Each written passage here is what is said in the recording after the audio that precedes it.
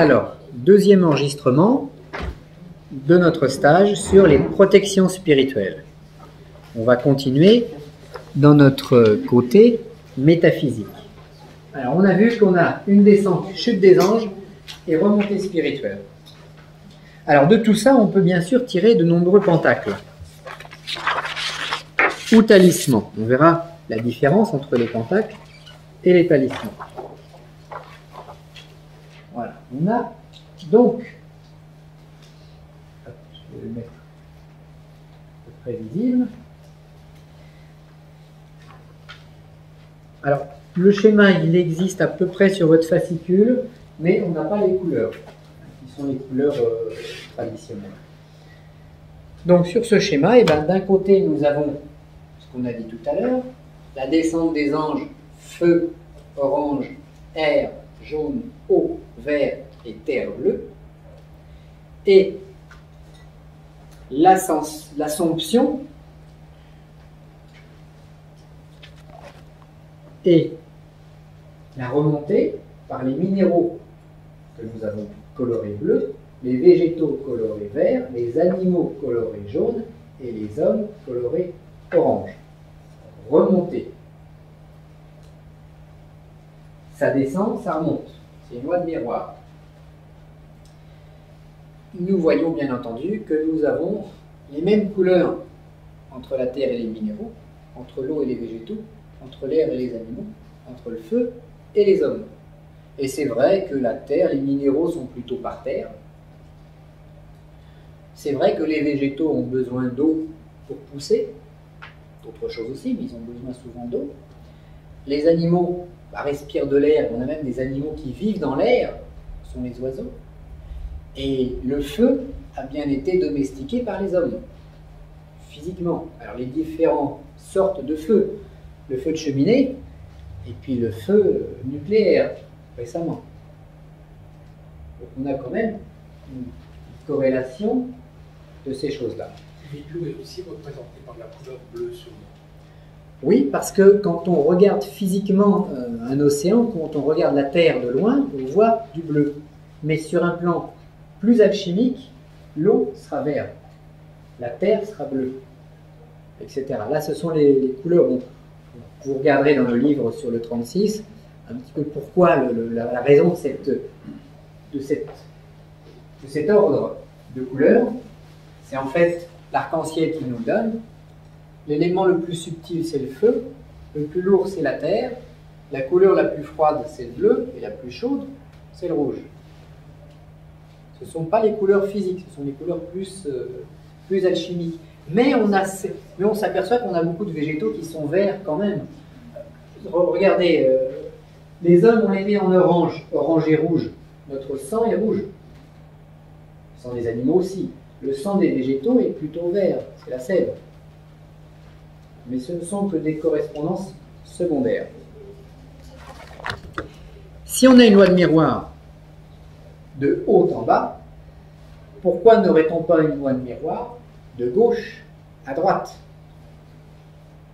Parce que dès l'instant où nous, on est dans ce monde créé-là, les forces vont circuler. Avec le même schéma,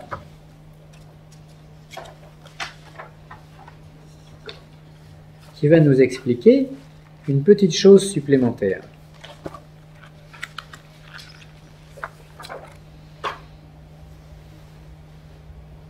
Nous avons donc tracé de la terre vers les minéraux une flèche, ici rouge, de l'eau vers les végétaux une flèche de la même couleur, de l'air vers les animaux une flèche, du feu vers les hommes une flèche.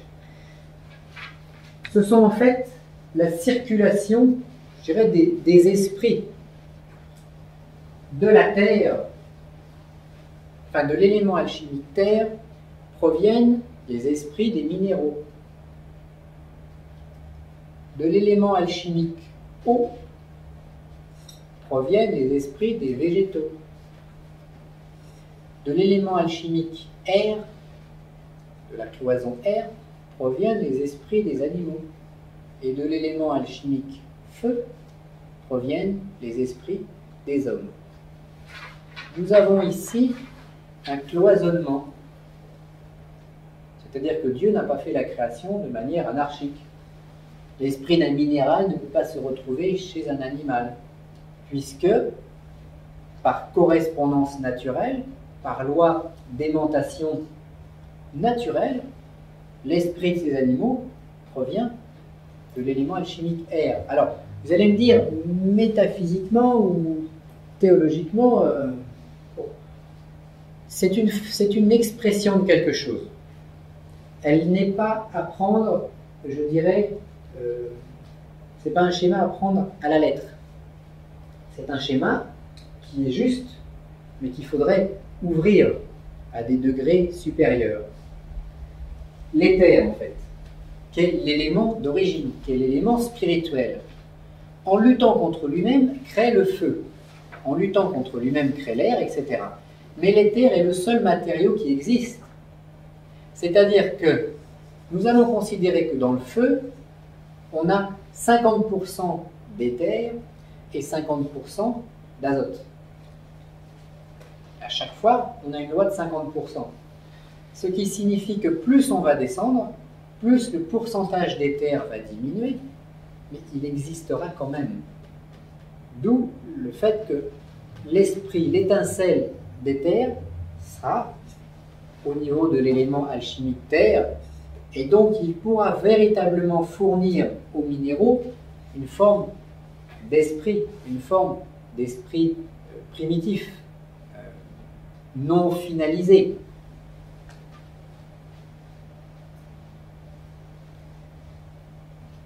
Alors nous pouvons voir également que cette chute créatrice est numérée. Elle est chiffrée. On a 5 éléments qui descendent d'un côté. On a 3 règnes, plus 1, plus le 4e, l'homme qui remonte. On parlait de 50% tout à l'heure, 50% d'azote, 50% d'éther pour constituer le feu. Donc nous avons des proportions alchimiques qui vont nous être données ici. Et un alchimiste qui cherche la pierre philosophale doit être au courant de ces proportions pour pouvoir doser ces feux, ces mélanges. Parce que qu'est-ce qu'un alchimiste qui cherche la pierre philosophale? Ou qu'est-ce que la pierre philosophale? Mais c'est tout simplement refaire le geste de Dieu.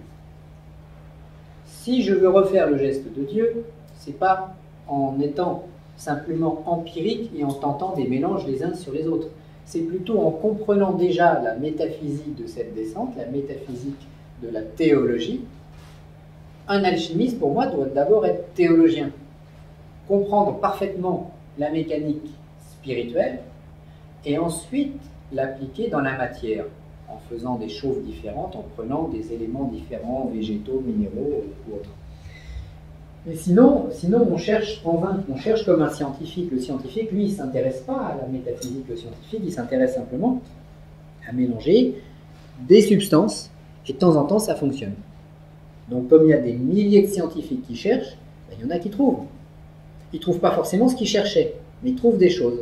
Et en trouvant des choses, eh ben, on a des chauffages qui sont plus performants, on a des voitures qui vont plus vite, on a des carburants, on a tout un tas de choses, bonnes ou mauvaises. La démarche alchimique doit être différente. La démarche alchimique, ça part de l'éther. En fait, l'alchimiste, qu'est-ce qu'il doit faire?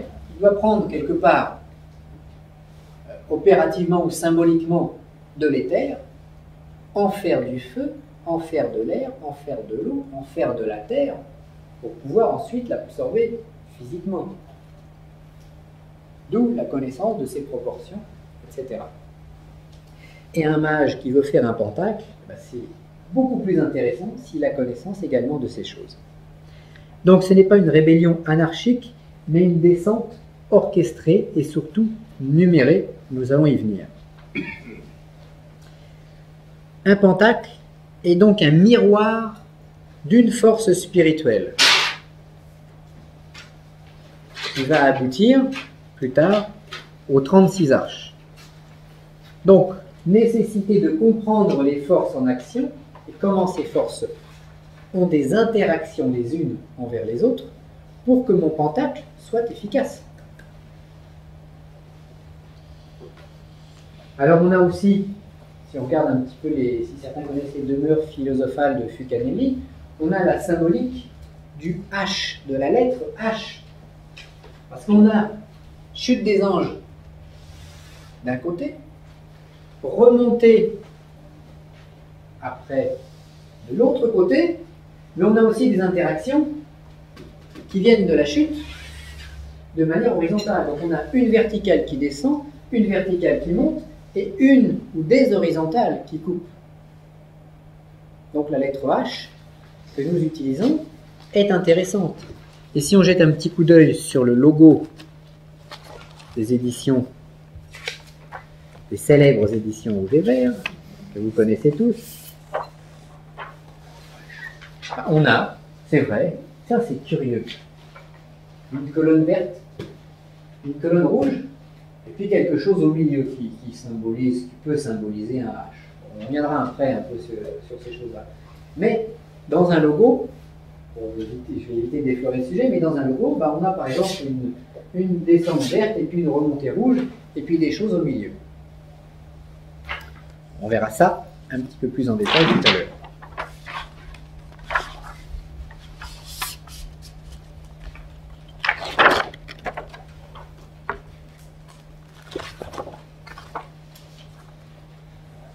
Alors donc, comme je vous l'ai dit, du réservoir feu proviennent les esprits des hommes. Donc, on tord le cou aux idées de métempsychose. Métempsychose, c'est qu'un mauvais homme se réincarne en animal. Bon, il y a une légende tibétaine, mais attention, c'est plutôt une histoire humoristique qui vont se raconter là-bas. Un lama qui a rompu ses vœux se réincarne en shih tzu. Un petit chien avec le nez écrasé. Les shih tzus, c'est les croisements entre les Lhasa et les Pékinois. Bon, c'est vrai que j'ai un shih tzu chez moi parce que j'ai vu dans son regard la sagesse. Et quand j'ai une question métaphysique à me poser, je demande à mon chien. Il me répond par un vide. Donc ça, c'est pas possible. Qu'un lama qui a rompu ses vœux se réincarne en chien. Ou qu'un chien puissant, enfin qu'un chien qui a réussi à sauver des vies humaines, un Saint-Bernard par exemple, je m'appelle Bernard aussi, qu'un Saint-Bernard se réincarne en être humain. Bon, ça a été, je dirais, une mauvaise interprétation de certains textes. Qu'est-ce qu'on a aussi qui peut... Alors voilà, ce qu'il faut bien comprendre, c'est que le système spirituel est cloisonné. Parce que sinon, ce serait l'anarchie. Donc, il est cloisonné. À partir de là, dans le bocal humain, un homme va évoluer. Dans un bocal, mon poisson rouge, il peut être au fond du bocal, ou donc être dans la vase, y rester toute sa vie, ou nager dans le bocal. Mais mon poisson rouge est assigné à son bocal. Donc moi, en tant qu'homme, je suis assigné à rester un homme. Mon chien, il est assigné à rester un chien, etc. Donc métempsychose, c'est des phénomènes de réincarnation qui ne respectent pas la loi de miroir du Créateur. Le Créateur, il a créé un Fils. Ce Fils a créé une Vierge éternelle. Mais la Vierge éternelle n'est pas le Fils. Elle ne peut pas devenir le Fils. Et le Fils, l'archétype, ne pourra jamais détrôner son propre Père et prendre sa place, parce qu'il est le Fils. Donc on a un système qui est quand même relativement cloisonné, heureusement. Alors, l'esprit de l'homme, un jour on fera peut-être un stage sur ces phénomènes de circulation des esprits, de réincarnation, mais un petit peu comment ça fonctionne. Mais donc l'esprit de l'homme provient du feu, et puis une fois que l'incarnation est terminée, l'esprit de l'homme retourne au feu.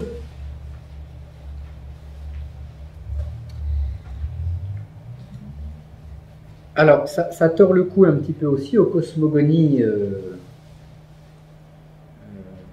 qui vont vers l'infini, des humains qui deviennent après des anges, qui deviennent après des planètes, des soleils, qui deviennent après des galaxies, etc. etc.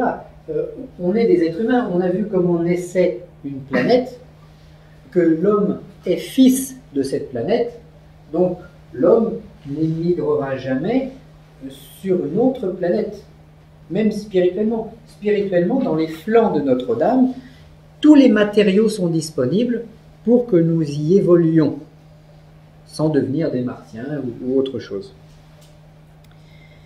Alors c'est pareil, la migration humaine sur d'autres mondes, que ce soit spirituellement ou avec des mécaniques, c'est relativement vain, parce que c'est pas en immigrant sur une autre planète que je vais aller au paradis. Mon paradis est de la Terre. Si je vais sur une autre planète, je serai sans doute obligé d'avoir un scaphandre. Donc, je serai dans un milieu qui me sera hostile. Et même, si je trouvais une machine à remonter le temps, et que je me projetais à l'époque des dinosaures, comme dans certains films de Jurassic Park et autres, eh bien, il faut savoir que les dinosaures respiraient un air qui serait toxique pour les humains de notre époque. Donc, même sur notre planète, à un instant donné, les proportions entre l'azote, l'oxygène, etc., tous les gaz que nous respirons, changent. Donc un dinosaure qui passerait une porte temporelle, il serait tout de suite asphyxié. Et nous, pareil. Voilà. Donc on est sur un fil de rasoir. On est, disent certains, je crois que c'est Lancelot, dans les Chevaliers de la Table Ronde, etc., on est sur un siège périlleux. On vit aujourd'hui entre moins 30 degrés et plus 30. Bon, si ça fait plus 50, on commence à avoir du mal, et puis si ça descend trop bas aussi. Donc, on est sur un siège périlleux, on est sur un fil de rasoir, et sur ce fil de rasoir, on se sauve ou pas. Donc, inutile d'aller sur d'autres planètes. C'est pareil, l'idée de l'origine extraterrestre des humains, c'est-à-dire des extraterrestres sont venus, ils ont fait des enfants sur Terre, et puis c'est de là qu'est l'origine de la race humaine. Ça ne sert à rien, puisque la planète a créé ses propres minéraux, a créé ses propres végétaux, a créé ses propres animaux, et maintenant a créé son règne humain. Donc nous n'avons pas d'origine extraterrestre. Et d'avoir une origine extraterrestre ne ferait que reculer le problème, parce que ces extraterrestres, d'où ils viennent? D'une autre planète. Mais comment cette autre planète a-t-elle fait pour les créer? Tout est possible dans notre univers. C'est créer quelque chose. C'est inutile. Donc, en fait, ces extraterrestres, il y a bien un moment où c'est une planète qui les a créés, issus du règne animal. Et comme Dieu est omnipotent, donc tout puissant, la Vierge universelle, la Vierge éternelle, est capable de créer des enfants à son image, dans son propre ventre. Donc, tenant tous les éléments pour que ça remonte et pour fabriquer des êtres humains et puis des initiés, et puis etc., etc. Donc, origine extraterrestre des humains, c'est amusant. Hein, il y a certains qui s'en sont servis pour se faire des bases d'atterrissage, avec piscine, avec hôtel 4 étoiles, etc. Et en attendant l'arrivée des extraterrestres, eh bien, ils jouent aux cartes, ils attendent, donc toutes les bâtisses sont occupées par les membres du groupe, depuis les années 70, donc bon. Mais c'est bien, ils ont raison, après tout, chacun voit midi à sa porte, mais c'est pas ça qui va nous intéresser. Oui, question? Petite réflexion, on en pas là justement la diffraction de la lumière, en fait, blanche au départ, qui vient se scinder comme au travers du prisme qui se fait notre planète en plusieurs couleurs, et les couleurs de l'arc-en-ciel notamment. On peut le voir comme ça, mais attention, là, de l'orange naît le jaune, du jaune naît le vert, du vert naît le bleu. C'est une descente non pas physique, parce que la diffraction de la lumière c'est quand même assez physique. Là c'est une descente plus alchimique ou théologique. C'est la descente des anges. Donc c'est vrai que ça ne colle pas parfaitement sur le plan de la matière. Mais on est dans la théologie, on n'est pas dans le... Alors il y a des applications pratiques qui y collent, plus ou moins bien. Donc, tout ça, ce sont des pentacles. Alors un pentacle, donc, doit entrer en résonance avec ses forces. C'est ça le but du pentacle. Entrer en résonance, donc être un parfait miroir de la loi du Créateur. Plus mon pentacle sera en miroir avec ça, plus il entrera en résonance et plus il captera les forces. Parce que c'est le but du jeu, c'est d'arriver à entrer en résonance. La grande loi magique ou théurgique, c'est le phénomène de résonance. Si j'arrive à entrer en résonance avec Dieu, je vais nul avoir besoin de tout ça et de toutes ces explications, mais je vais les savoir de nature. Mais comme je ne suis qu'un être humain limité, je suis obligé d'aller à l'école, de me poser des questions et puis d'essayer de comprendre comment ça fonctionne pour pouvoir un peu artificiellement entrer en résonance avec les lois de l'univers. Et tout ce que nous faisons, un pentacle, c'est une béquille. Mais s'il me manque une jambe, je serais bien heureux de trouver une béquille. Donc on est tous des unijambistes, des borgnes, etc. Donc, le pentacle est un miroir par rapport à la loi du Créateur. Donc votre œuvre, pentacle, est à votre image, nous l'avons déjà vu. Et alors une chose très importante, si vous possédez une connaissance erronée des lois de l'univers, automatiquement, les dieux ou les anges vont rire de vous. Vos croyances ne seront pas fondées sur de la théologie ou sur de la métaphysique, donc ce seront des hérésies. Mais on va dire, peu importe, être hérétique, est-ce mal, est-ce bien? Peu importe sur le plan horizontal d'être un hérétique. Et ce qu'il faut surtout, c'est ne pas être un hérétique sur le plan spirituel si on veut faire un pentacle qui tienne la route. Parce que si, par exemple, je crois que je suis la réincarnation d'un chien et que je fais un pentacle en ayant cette pensée en moi, mon pentacle sera boiteux. Parce que je ne peux pas, théologiquement, être la réincarnation d'un chien. Ça, il faut que je le sache. Et si je le crois, parce qu'on est tous passés par là, on a tous cru des choses qui étaient fausses, il faut que j'essaye de comprendre par moi-même pourquoi c'est pas possible. À partir de là, je vais évoluer dans mon système. Je vais, comme on disait au début du stage, laisser des fausses croyances à la poubelle pour essayer de comprendre comment fonctionne l'univers. Et là, mon pentacle sera plus efficace. Si je fais une opération, je dis une messe, une opération de théurgie, en étant sûr que je suis la réincarnation de Rasputin ou de Nefertiti, ou comme j'ai vu à la télé récemment un couturier qui a pris le fil de la réincarnation, lui il disait, mais moi je suis la réincarnation d'une drag queen du XVIIIe siècle.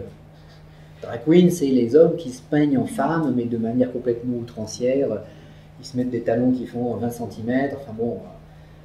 Ah oui, mais si je suis certain de ça et que je vais prier Dieu, Dieu va bien rire de moi.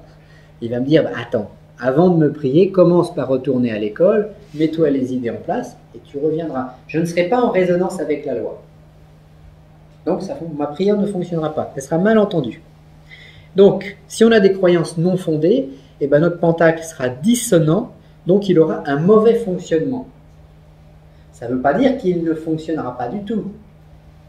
Ça ne veut pas dire, parce que vous avez, par exemple, un bon magnétiseur qui croit à des choses qui n'existent pas. Mais s'il a un fort magnétisme, il guérira une plaie.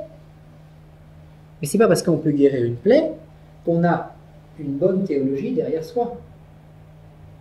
Un karatéka qui va s'entraîner à casser des briques pendant 10 ans, même si c'est un abruti intérieurement, s'il a l'entraînement, s'il a la dureté de la main, s'il a le positionnement, etc., il va réussir à casser sa brique. Mais ce n'est pas la preuve que c'est un être évolué. Donc, surtout ne pas confondre le pouvoir dans la matière et l'évolution spirituelle. Sinon, le sorcier n'aurait pas de pouvoir. Et le sorcier a des pouvoirs, bien que c'est un être qui n'est pas évolué. Alors, on va bientôt faire notre pause. Y a-t-il des questions sur ce que nous avons vu ce matin? Alors, surtout, rassurez-vous, c'était la partie la plus difficile, de manière à descendre les plans et de manière après à pouvoir parler de quelque chose en ayant des bases. Alors, y a-t-il des questions? Pas de questions? Très bien, alors on va boucler l'enregistrement ici. Alors nous signalons, alors on reprend le stage, hein, il y a eu quelques petites coupures là sur le CD. Et nous signalons à nos amis qui sont en train de nous écouter sur l'enregistrement qu'ils ont bien failli ne pas avoir la suite du stage. Alors, donc, pentacle et talisman. C'est pas la même chose, et on le verra tout à l'heure comme la question qui nous a été posée. Pentacle, est-ce qu'on doit l'écrire avec un E ou avec un A? Donc un pentacle avec un A sera plutôt de la famille des talismans, donc des forces naturelles, et un pentacle avec un E, qui vient de penta, donc 5, donc des nombres, va plutôt être signé plus spirituellement. On va y revenir. Il faut une source d'énergie à mon pentacle, sinon il va se nourrir sur moi. Donc, dans toute opération magique, théurgique, philosophique, alchimique, on va prendre la force de la nature pour l'utiliser. C'est la différence qui existe entre faire tirer une charrette par un cheval et tirer moi-même la charrette. La charrette avancera dans les deux cas. Par contre, dans l'une des deux situations, je serai épuisé et je ne vais pas aller très loin. Et dans l'autre situation, si j'utilise une force de la nature, un cheval, eh bien, ma charrette va avancer beaucoup mieux parce que le cheval est prédisposé par Dieu pour tirer ma charrette. Alors, les sources d'énergie peuvent être de plusieurs natures. Donc, ça peut être l'opérateur, ça peut être, comme nous l'avons vu, l'un des 5 éléments, ça peut être également l'un des 4 règnes. Ça peut être aussi une force personnifiée. Par exemple, les dieux des religions païennes. Alors, on en a des multitudes. On prend dans les religions romaines, on prend dans les religions grecques, on prend dans les religions... Et on a des sources d'énergie. Mais attention, dès l'instant où on fonctionne avec un égrégore humain, il faudra donner et on recevra peut-être la monnaie de sa pièce. Par contre, pour tout pentacle, la première phase, ça va être d'amorcer la pompe à énergie. Et pour amorcer cette pompe à énergie, pour attirer un esprit, entre guillemets, ou un ange, eh bien, il va falloir aimanter. Et le catalyseur de cette réaction, ça va quand même être l'opérateur, ça va quand même être vous. Donc, pour amorcer le système, pour amorcer votre pentacle, même si celui-ci a été fait le mieux possible, ben vous devez quand même devenir un aimant plus puissant que la moyenne. C'est comme quand on veut siphonner de l'essence dans un réservoir, on va devoir amorcer, c'est-à-dire aspirer par le tuyau, de manière à amorcer le système. Votre pentacle, il faudra l'amorcer. C'est un petit peu le principe de la bouteille dans laquelle on verse de l'eau. La bouteille, ça va être l'amorce, le germe de départ que vous allez mettre dans votre pentacle.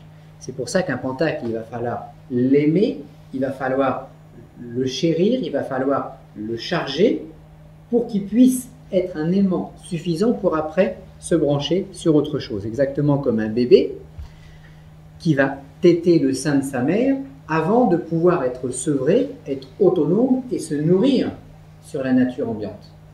Au démarrage, il se nourrit sur sa mère. Il y a votre pentacle, au démarrage, vous allez devoir lui donner le biberon, lui donner la tétée du nourrisson. Donc, si on a une bouteille avec de l'eau dedans, la bouteille, ce sera l'amorce, ce sera le catalyseur, ce sera le départ, et l'eau qui est dedans, ce sera la force spirituelle qui va pouvoir s'accrocher sur ce germe. Donc, si j'ai une bouteille, je peux mettre de l'eau dedans. Si j'ai pas de bouteille, j'aurai du mal à mettre l'eau quelque part. Donc, pour devenir un aimant plus puissant que la moyenne, il y a deux techniques qui sont extrêmement importantes. Vous avez l'aspect tellurique, c'est-à-dire emmagasiner la puissance tellurique de la planète. Et deuxièmement, ce qu'on a fait ce matin, l'étude théologique et spirituelle. Donc le travail d'un moine, le travail d'un moine moderne, qui peut être dans la vie courante, qui peut être marié, mais ce travail sera donc d'étudier la théologie, la métaphysique comme on l'a vu, donc d'essayer de se casser la tête sur des problèmes complexes de Dieu, de la mécanique de Dieu, et deuxièmement, un travail beaucoup plus physique que nous allons voir, de manière à accumuler la puissance énergétique planétaire. Et on va revoir ce que certains d'entre vous qui ont déjà assisté au stage ont vu et revu plusieurs fois. Il s'agit de la technique, d'une sorte de rituel respiratoire qui nous permet d'accumuler de l'énergie et donc, de par ce moyen, être plus puissant.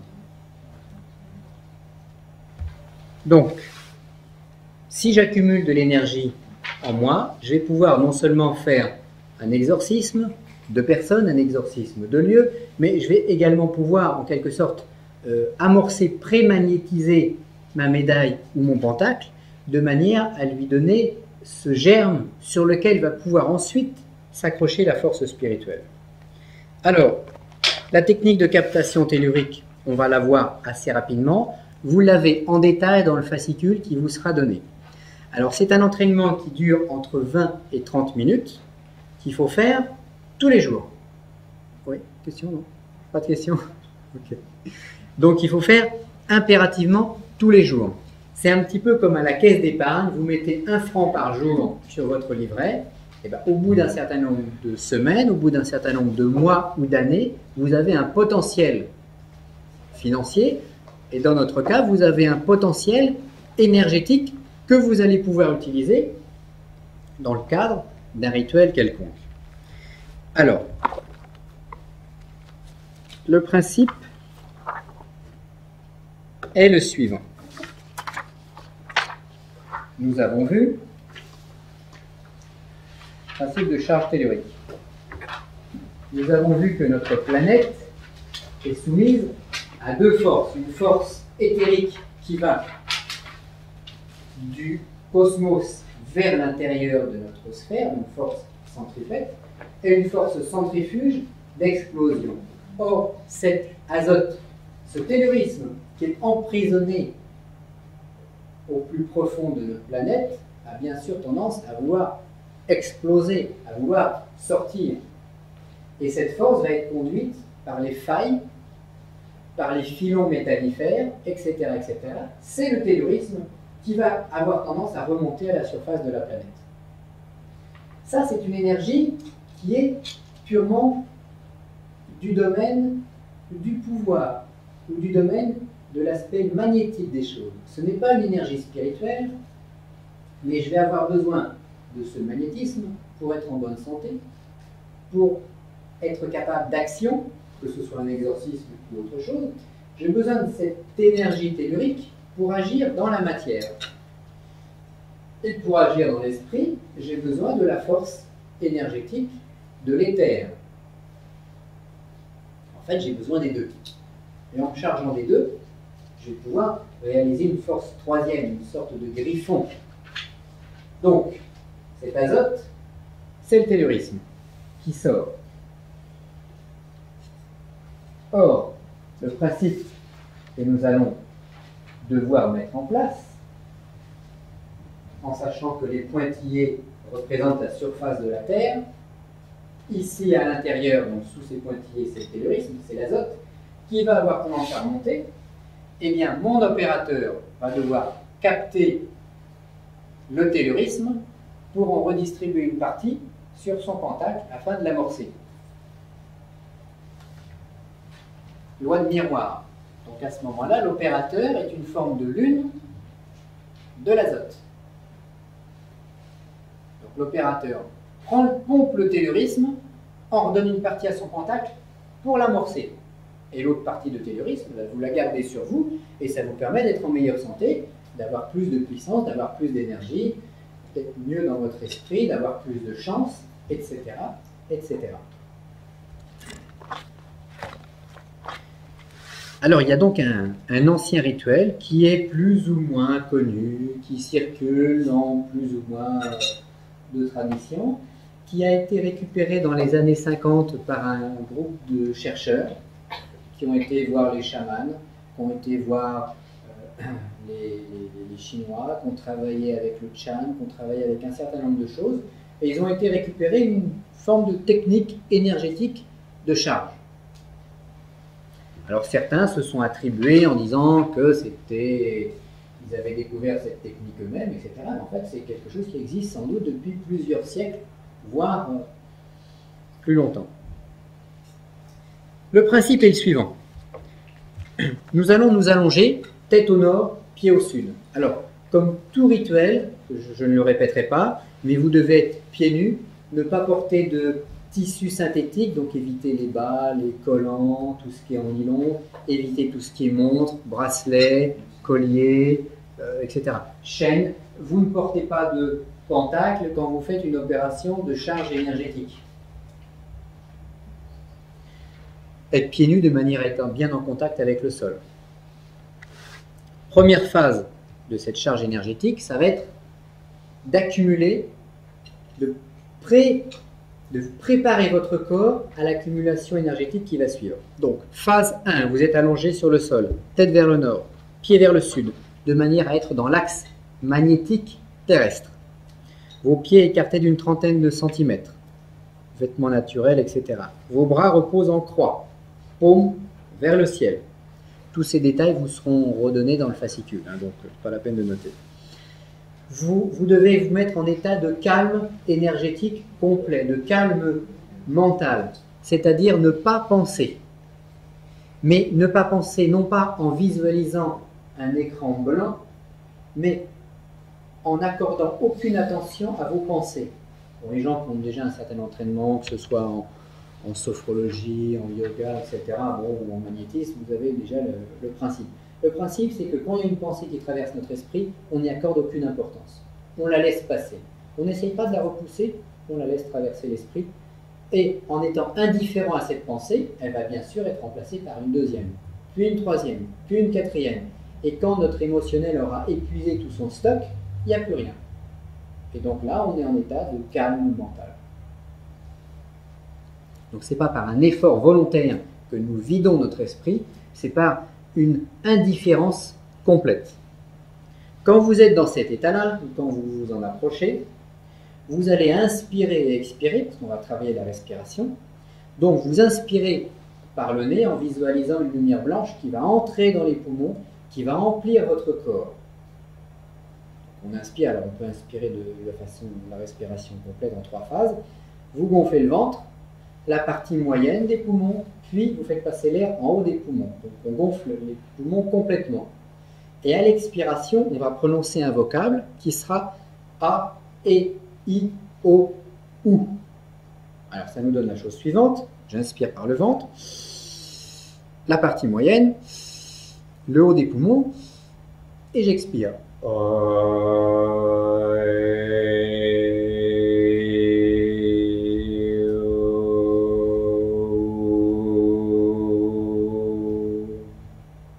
En ne pensant à rien. Je rince et inspire à nouveau.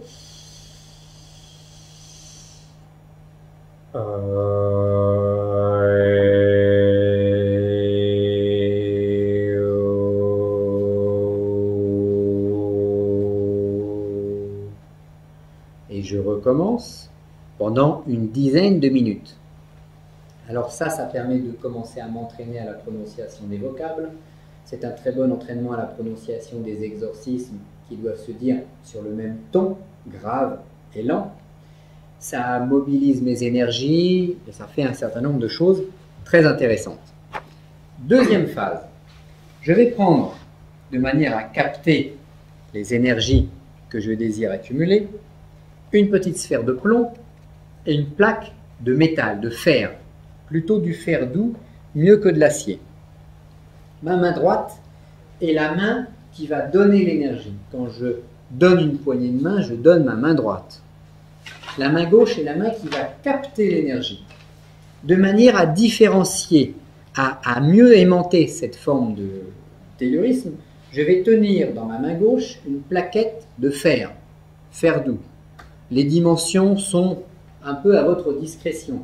Sur la plaquette, je vous propose une petite les dimensions qui fassent 6 cm sur 6 cm. Bon, le petit lingot là que je vous présente, il doit faire 4 cm sur 7 ou 8, avec peut-être 5 mm d'épaisseur. Il faut faire quelque chose qui tienne correctement dans la main et qui va s'appuyer de préférence sur les phalanges, donc sur les doigts. de la main gauche, puisque la main gauche est la main qui capte l'énergie. La main droite va utiliser une petite boule de plomb, de manière à bloquer la sortie énergétique. Le plomb bloque, le plomb est une forme d'isolant. Alors, une boule de plomb qui soit de la forme de la taille d'une balle de ping-pong. Ça peut être un peu moins grand, ça peut être un peu plus grand.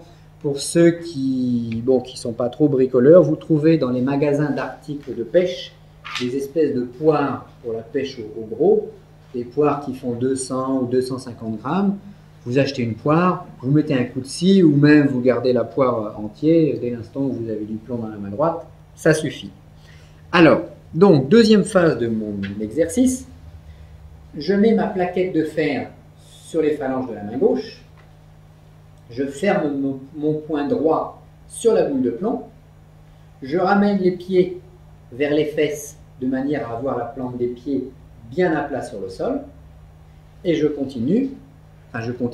Je commence des respirations complètes. Je ne pense plus à rien, je ne fais plus de vocable. J'ouvre les yeux. Première partie, on avait les yeux fermés. J'ouvre les yeux.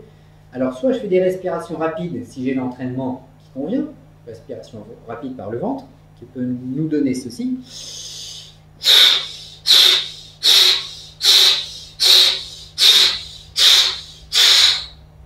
Et comme il va falloir quand même tenir un minimum de 5 minutes, c'est de la respiration rapide. Alors si je n'ai pas l'entraînement adéquat, je vais plutôt faire des respirations profondes.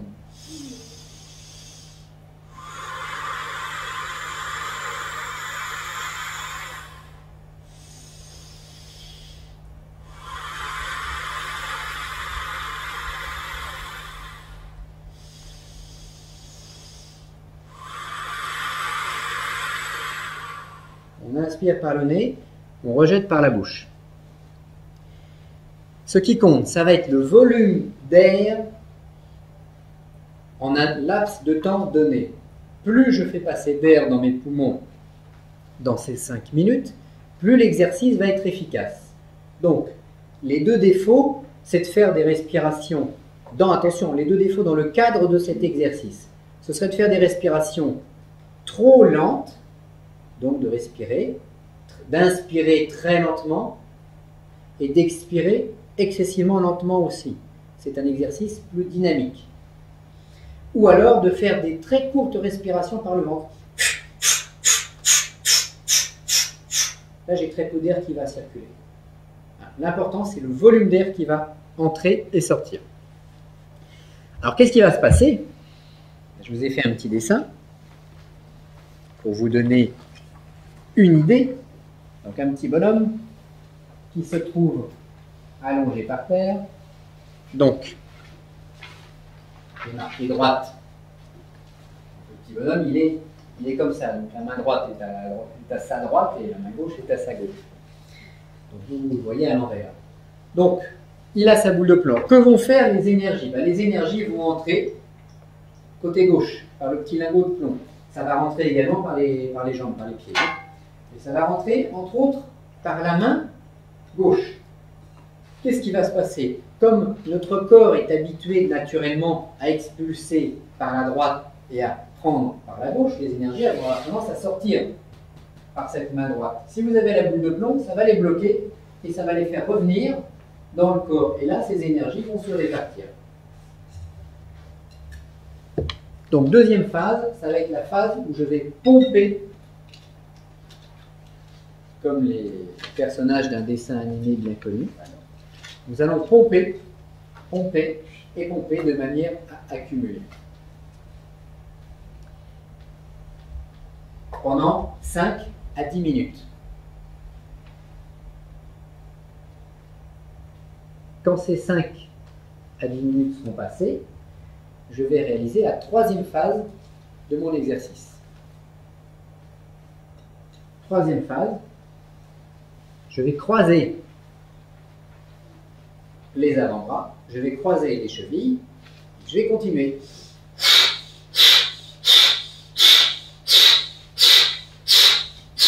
Pendant à nouveau 5 à 10 minutes. Donc nous avons un exercice qui sur un premier degré, donc simplement de charge de l'opérateur, va durer entre 20 et 30 minutes. Quand vous allez réaliser cet exercice pour la première fois, vous allez quand même être relativement secoué. C'est un exercice et un entraînement difficile, relativement physique. Donc, je vous propose d'y aller quand même doucement. C'est un entraînement qu'il faut réaliser une fois par jour. Alors, quand vous aurez un petit peu l'habitude, au bout de quelques jours, quelques semaines, bon, de pratiquer cet exercice en 3 phases, on va y inclure une 4e phase qui va être la phase de charge du pentacle. Donc ça, c'est l'aspect que tous ceux qui ont commencé cet entraînement respiratoire n'ont pas encore. Donc, 2e type d'exercice. Donc là, vous tirez un trait, hein, et on passe exercice pour charger un pentacle. Pour amorcer un pentacle, attention, il ne va pas s'agir de faire 50 exercices de charge sur notre pentacle, mais d'en faire quelques-uns de manière à bien l'amorcer. Donc, 2e type d'exercice. Première phase, même chose. Vous inspirez profondément, vous visualisez une lumière blanche qui vous emplit et vous expirez en prononçant le vocable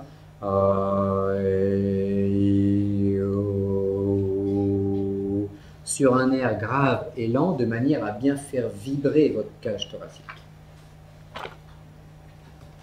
2e partie. Vous prenez dans votre main droite non plus la boule de plomb, mais l'objet à charger. Alors, il est vrai que vous pouvez adapter cet exercice pour charger n'importe quoi. Un cristal, un bijou, une plante, etc. Vous prenez dans votre main droite l'objet à charger, en sachant que c'est dans la main droite que vont aboutir les énergies. Vous avez dans votre main gauche le petit lingot ou la petite plaquette de métal. Vous pliez les jambes exactement de la même façon et vous allez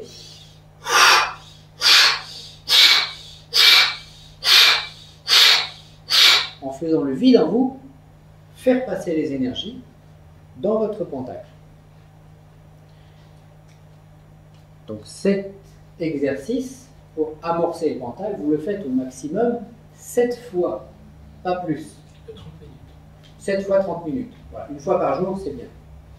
Pour ceux, je dirais, qui ont déjà un entraînement, vous faites votre entraînement normal et puis vous rajoutez un exercice pour charger le pentacle. Phase numéro 2, avec votre pentacle dans la main droite. Phase numéro 3, je pose mon pentacle sur le sol à côté de moi, je prends ma boule de plomb et je continue l'exercice. Donc je me fais une seconde, 2e phase, qu'on va appeler phase 3, exactement dans la même position, pour, après avoir chargé le pentacle, me charger moi. Parce que je ne dois pas me dévitaliser au profit du médaillon.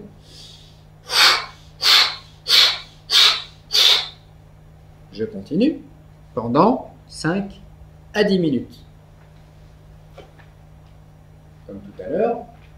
Et ensuite, 4e phase, je croise les bras, je croise les jambes, et à nouveau, pendant 5 à 10 minutes. Donc c'est exactement le même exercice dans lequel vous rajoutez une phase. Donc au lieu d'avoir un exercice qui va durer de 20 à 30 minutes, vous aurez un exercice qui va durer de 25 à 40 minutes. À la fin, vous laissez le métal retomber, vous dépliez les bras, vous dépliez les jambes et doucement, vous allez vous relever. Alors, vous pouvez ressentir du fourmillement, du picotement, la tête qui tourne, etc. Alors, vous avez, sans entraînement, vous avez 2 phénomènes qui vont se présenter à vous. Vous avez des phénomènes de suroxygénation qui ne sont pas intéressantes et qui vont, ces phénomènes vont disparaître au fur et à mesure de l'entraînement. Alors, comme très souvent on respire fort mal dans notre société, c'est sûr que la première fois qu'on fait cet exercice, on a la tête qui tourne, on voit des étoiles, on voit plein de choses.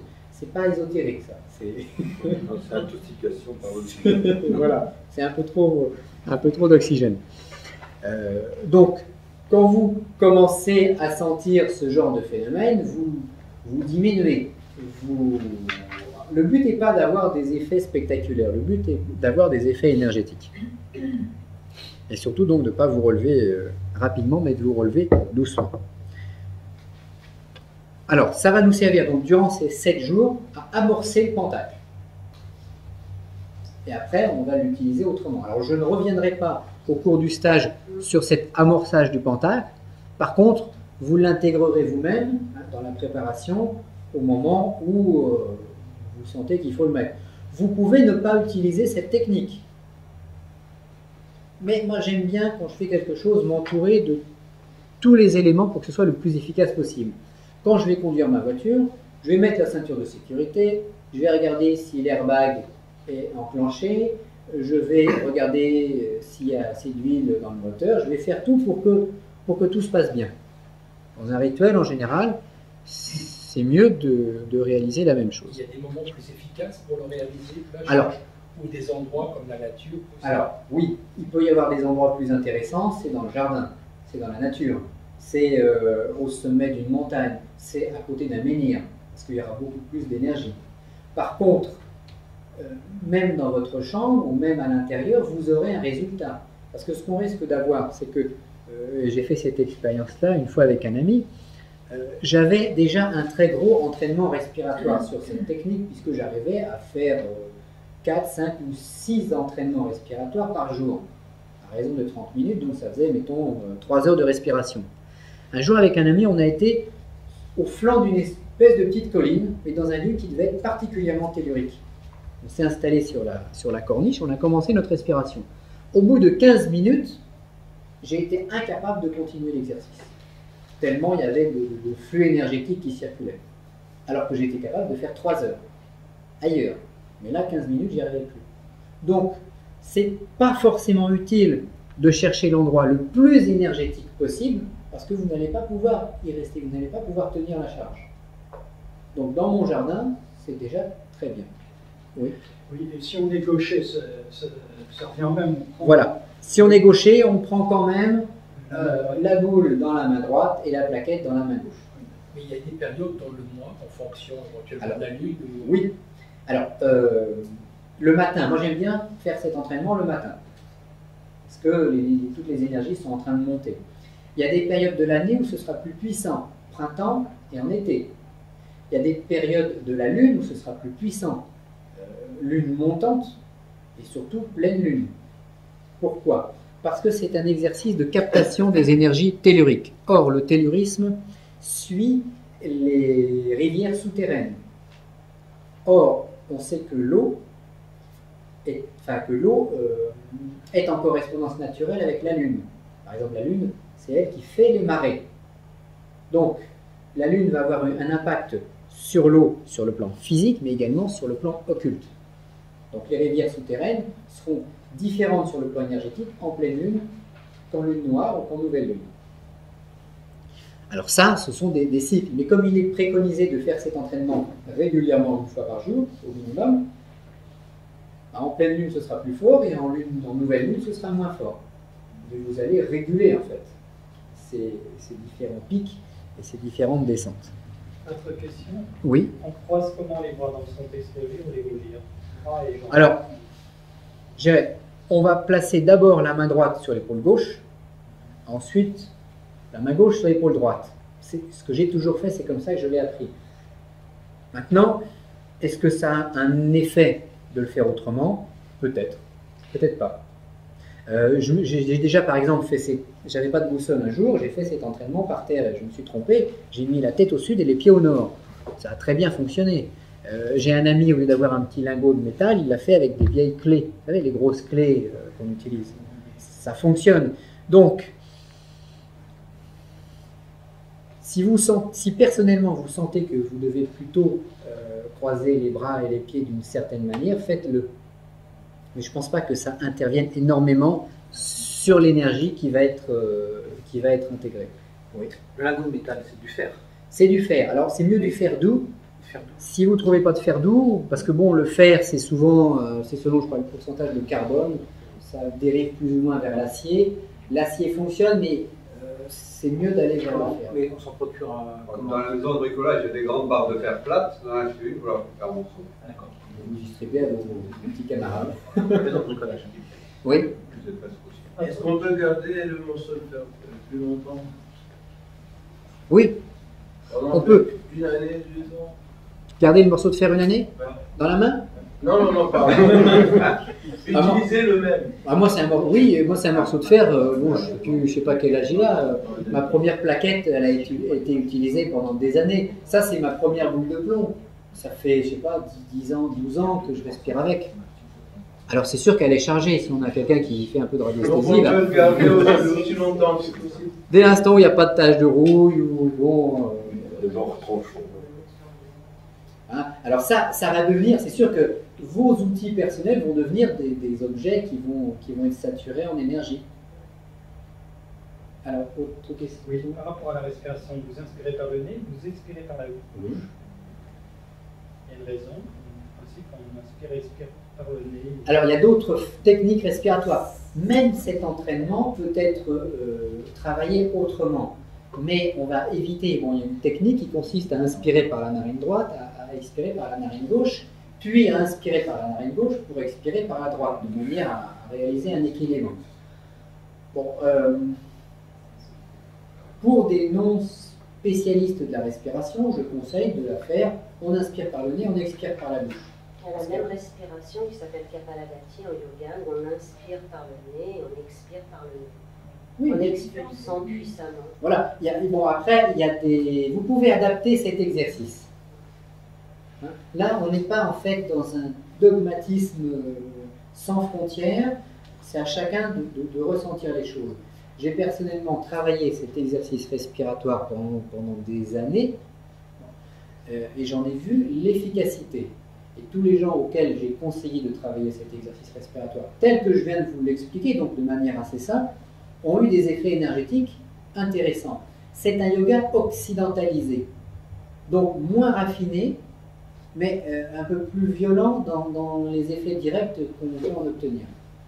C'est pas réellement du yoga, c'est plutôt les techniques chamaniques ou les techniques de nos ancêtres les Gaulois, si nos ancêtres étaient des Gaulois, qui devaient se battre contre les autres, les opérateurs, des batailles de village, etc. Donc il fallait une efficacité.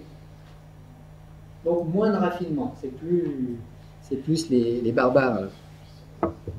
Par contre, c'est très puissant. Et au bout d'un certain temps d'entraînement, si vous le faites de manière réelle et continuelle, il y a des choses qui se passent. Il y a une refonte énergétique de l'individu. Il y a les nadis qui s'ouvrent, etc., etc. Comme ce n'est pas un stage sur ce sujet, on passe un petit peu rapidement. Par contre, faites-le. Et puis après, si vous avez des questions plus particulières, n'hésitez pas à me téléphoner. Oui? Disons parce que bon, les rythmes rentrent par la gauche, quoi. Oui. Est-ce que rentre aussi par la plante des pieds? Oui, ça rentre partout. Bon, dire que ça rentre par la gauche, c'est un petit peu symbolique. Ça va peut-être plus rentrer par la gauche. On a peut-être 50% qui va rentrer par la main gauche, et puis 20% qui va rentrer par la plante des pieds, puis le reste, ça va rentrer par les pores de la peau, par un peu partout. Je ne vais pas donner trop d'explications intellectuelles à cet entraînement. Il faut le faire et en constater les effets. Après, le reste, ça devient de la littérature. Moi, je sens vraiment quand ça rentre par les pieds. Ça rentre par les pieds, oui. Alors, toi, tu vas sentir que ça rentre par les pieds. Moi, je vais sentir que ça rentre par les bras, par les mains. Un autre, il va sentir que ça rentre bien par le nez et ça lui inonde le corps. Un autre, il va sentir que ça rentre par tous les pores de la peau. Et puis, ce qui compte, c'est de le faire. Par contre, de ne pas le forcer. Hein, si vous vous sentez, parce que, attention, on va faire monter les énergies. Si vous sentez qu'à la fin de l'exercice, vous êtes mal, allez-y très doucement, parce que vous pouvez aussi avoir une résurgence des blocages énergétiques intérieurs, qui font qu'à un moment, on a déjà eu des gens, quand on faisait des stages et qu'on pratiquait cet exercice ensemble, on est une ou deux personnes, c'est rare, mais qui se sont retrouvés à la fin de l'entraînement en crise de larmes, parce que, bon, il y avait une espèce d'émotionnel qui remontait, mais c'est pas le but, hein, de faire des effets de crise de larmes, ou de se retrouver collé. On a aussi une fois un ami, il s'est retrouvé collé par terre, il était incapable de bouger, de se décoller, comme s'il y a des racines qui s'étaient comme s'il était à moitié fondu au sol. Alors on a attendu, et puis bon, après ça a été mieux. Alors ça, c'est pour amorcer le pentacle. La phase de la charge du pentacle dure combien de temps? 10 minutes aussi? 10 minutes aussi, oui. Et on fait ça que 7 jours. Oui. Parce que on pourrait, quelqu'un qui veut dire oui, mais moi je veux soigner mon voisin, donc je vais mettre la photo de mon voisin dans la main droite. Oui, on peut le faire. Mais attention, que votre voisin ne devienne pas après votre vampire. Donc il y a un moment où on va expérimenter des choses, mais il y a un moment où on ne va pas aller trop loin. Parce qu'après, après tout, bon, il n'y en a pas parmi nous, heureusement, mais un sorcier va se dire bah oui, moi je vais prendre la statuette de mon ennemi dans la main droite. Puis en même temps que je vais respirer, je vais visualiser des mauvaises choses. Je déconseille très fortement parce que ce sorcier serait en résonance émotionnelle directe avec son ennemi. Et puis le jour où son ennemi va venir nous voir, parce qu'il a lu un livre, et puis il va dire ah, je me sens pas bien, il faut m'exorciser. Alors il va venir voir vous, voir Daniel, voir quelqu'un, et vous allez l'exorciser. Ben là, le sorcier il va reprendre tout en multiplié par 10. Donc, on évite certaines adaptations. Mais vous avez des sorciers qui travaillent comme ça, hein, attention.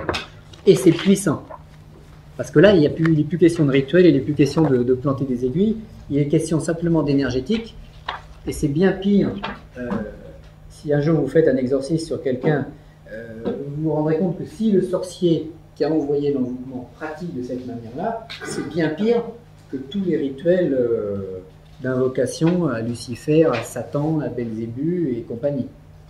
Parce que ça, c'est des envoûtements faibles. Le tellurisme, c'est plus dangereux. Par contre, l'opérateur est en droite ligne. Donc quand ça revient aussi de manière plus puissante.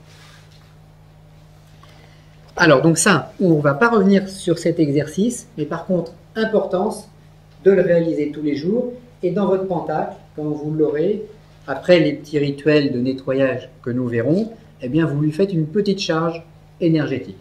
Et si vous avez, par exemple, également prévu une petite médaille pour les enfants, pour votre femme, pour votre mari, pour protéger un petit peu la famille, vous pouvez faire une petite charge de cette nature.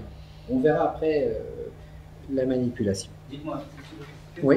Ici le fascicule, ce que vous avez dit à développer là. Tout ce qu'on a développé là sur la charge d'énergie, c'est sur le fascicule.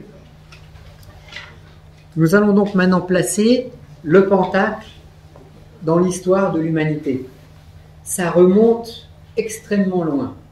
Alors, ce qu'il faut avoir conscience également, c'est que les vieilles pratiques ou les vieilles méthodes sont en général des méthodes efficaces. Les méthodes qui ont traversé les âges sont des méthodes qui étaient utiles. Qu'est-ce que voulait l'homme, que ce soit l'Égyptien, que ce soit l'homme du Moyen-Âge, ou que ce soit avant? C'était des méthodes efficaces pour survivre. À une certaine époque, on faisait des rituels sur les champs, sur les récoltes, sur les cultures, parce que c'était vital, parce que si le champ ne produisait pas suffisamment de blé, c'était la famine. Donc les techniques magiques qui nous viennent des âges reculés sont des techniques qui sont souvent efficaces et utilitaires. Nous, on peut faire des méthodes magiques qui ne fonctionnent pas, mais qui sont très belles. On va faire des beaux rituels, on va faire des belles choses, parce qu'on n'en a pas une utilité vitale. Cet entraînement respiratoire dont nous avons parlé, qui nous vient de sans doute très loin, était une technique vitale. Les opérateurs à l'époque des druides, à l'époque des Gaulois, n'avaient pas de temps à perdre. Et celui qui était le plus faible, eh ben, il mourait. Donc c'était loi de la sélection naturelle. Alors, l'initié doit travailler simultanément sur 3 plans pour être efficace. Le premier plan, c'est le plan philosophique, compréhension des arcanes.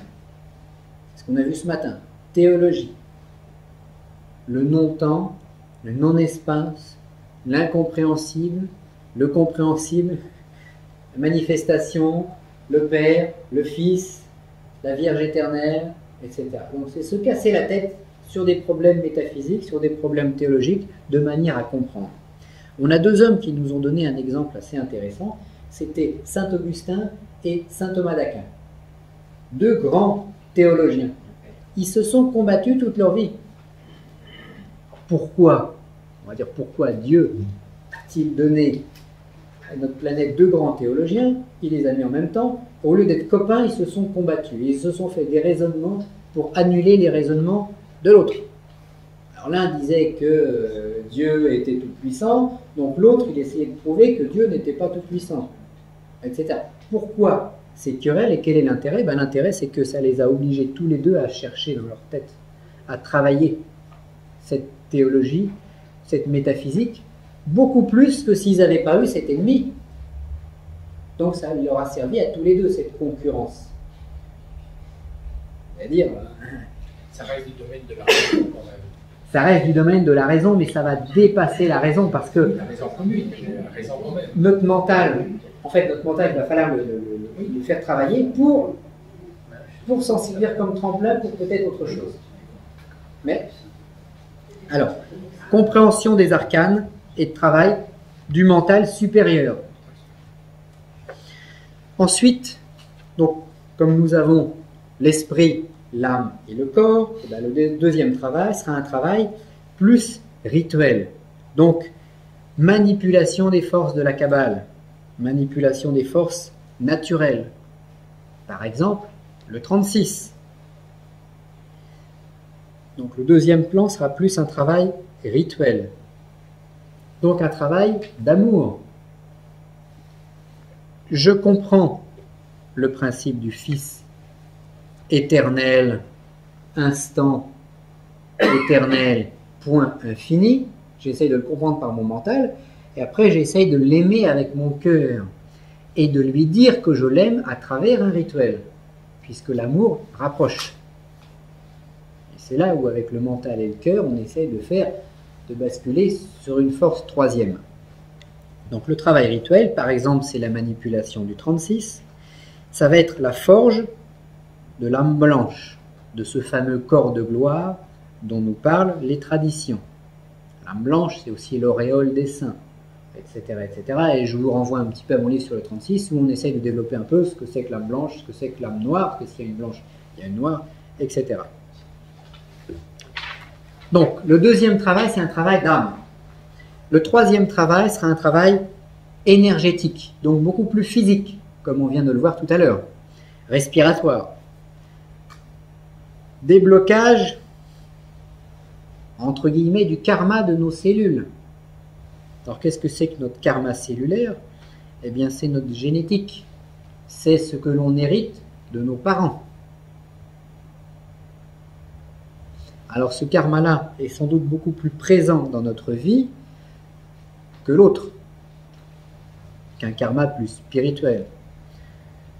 Si je suis né dans une famille riche, j'ai cellulairement ce qu'il faut à ma disposition, ce qui n'est pas forcément ce qu'il y a de mieux pour évoluer spirituellement.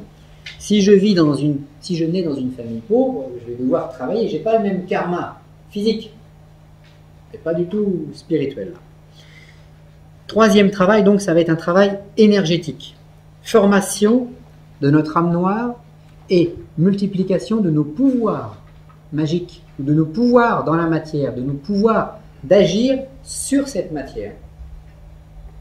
Donc, le travail de l'initié, qui doit être 3 fois grand, trimégiste, donc 3 fois grand, travail philosophique, travail plus rituel dans l'âme, comme un prêtre, et travail plus énergétique, respiration physique.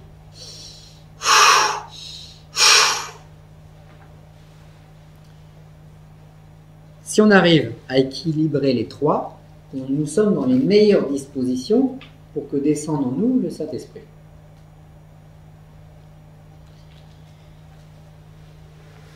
Alors c'est ce qu'ont toujours fait nos ancêtres, d'une manière ou d'une autre, et c'est ce que nous allons répéter. Parce que nous ne sommes que les miroirs de nos ancêtres. Il faut dire que nous sommes les pentacles de nos arrière-grands-parents. Alors, les pentacles à travers les âges. J'espère qu'il n'y a aucun historien parmi vous, parce qu'autrement vous allez dire oui, mais historiquement, ce que vous dites n'est pas forcément ajusté avec les travaux de tel ou tel professeur. Nous allons considérer que l'humanité telle que nous la connaissons, à peu près, l'homo sapiens sapiens, l'homo sapiens qui va croire en Dieu, qui va enterrer ses morts, qui va avoir constaté les forces magiques, qui va avoir constaté les forces de la nature, a démarré il y a à peu près 25 000 ans. Donc un cycle de précession des équinoxes. Alors au début, eh bien, nous avions la forêt enchantée, c'est-à-dire c'était l'époque des druides et des chamans. Qu'est-ce qu'un druide ou qu'est-ce qu'un chaman? Un jour, un homme s'est aperçu qu'en mettant les mains sur une plaie, il y avait une guérison. Mais on s'est aperçu aussi que si lui le faisait, il y avait guérison. Et si l'autre essayait, ça ne fonctionnait pas, ou beaucoup moins bien. Donc il y a une espèce par empirisme, un homme qui s'est révélé être un peu le sorcier du village, le guérisseur du village, qui avait un pouvoir différent des autres. Et puis, celui-là s'est sans doute aussi aperçu qu'en demandant à un arbre précis dans la forêt quelque chose, il obtenait satisfaction. Première opération magique. Alors, pourquoi? Comment? On était dans l'empirisme. Mais en demandant à tel arbre, en allant offrir quelques herbes, quelques nourritures, un quartier de crocodile, hein, si on était en Afrique ou autre chose, à cet arbre, eh ben, on avait satisfaction. Il se passait quelque chose. Alors, est-ce que la force venait de l'arbre? Est-ce que la force venait de l'opérateur, du chaman? Il y a eu un déclic. Donc, certains hommes ont été dotés de pouvoirs différents. Et petit à petit, on a eu le chaman, le druide, le sorcier dans le sens positif du terme, qui est apparu. C'est-à-dire prise de conscience de forces invisibles, prise de conscience qu'il n'y a pas que ce que l'on ne voit pas qui existe, mais il y a aussi d'autres choses que l'on ne voit pas, qui sont invisibles et qui ont un effet direct sur la matière. Et petit à petit, on a découvert les lois de la manipulation de ces forces invisibles. Et ces lois sont à l'origine des religions. Ces lois sont à l'origine des techniques magiques, à l'origine de l'opératif. Et puis, ce premier magnétiseur, ce premier chaman, à un moment, il s'est aperçu, il y avait quelque chose à demander à son arbre, et l'arbre n'était pas là, parce qu'il était à 50 km, et à l'époque, 50 km à pied, ça représentait beaucoup. Alors il a graffité sur une pierre, sur une écorce, l'image de son arbre, et il a demandé à l'image de son arbre, et ça a fonctionné. Premier pentacle. Voilà, ou d'écorce. Bon, apparition des premiers supports qui ont été graffités, dessinés et qui ont commencé à donner un résultat. Alors ils se sont aussi aperçus qu'avant d'aller à la chasse au mammouth, si on dessinait sur les parois de la grotte un mammouth, excusez-moi le dessin, mais si on dessinait un mammouth sur la paroi de la grotte, et puis qu'avec les haches et les lances de pierre, on tapait rituellement avec les chants, on faisait des danses, et si on tapait rituellement sur l'image du mammouth dans la grotte, la chasse était plus facile, il y avait moins de blessés, et on arrivait plus facilement à trouver l'animal. Bon. Donc, les tribus, sélection naturelle, les tribus qui appliquaient cette technique magique mangeaient mieux que les autres. Donc ce sont ces tribus-là qui sont devenues prédominantes. Utilisation de la magie, utilisation de la loi de la sélection naturelle. C'est ce qu'il y a de plus fort qui survit, et ce qu'il y a de moins fort qui devient l'esclave de ce qu'il y a de plus fort. Donc, apparition des premiers signes, et dans certaines grottes, on a retrouvé en effet sur les peintures des éclats de pierre, comme si on avait frappé les peintures avec des objets. Donc c'était bien une espèce de... Est-ce que c'était un rituel, on va dire, religieux, symbolique, peu importe s'ils le faisaient, c'est que ça devait être efficace. Tout du moins, dès l'instant où ils y croyaient, ils étaient eux-mêmes plus efficaces dans leur démarche. Et après, on va passer quelque chose d'énorme. C'est-à-dire que on va passer de l'apparition de ces premières manipulations, de ces premiers signes magiques, de ces premières peintures, sur une forme plus codifiée de ces signes qui va déboucher sur l'apparition de l'écriture.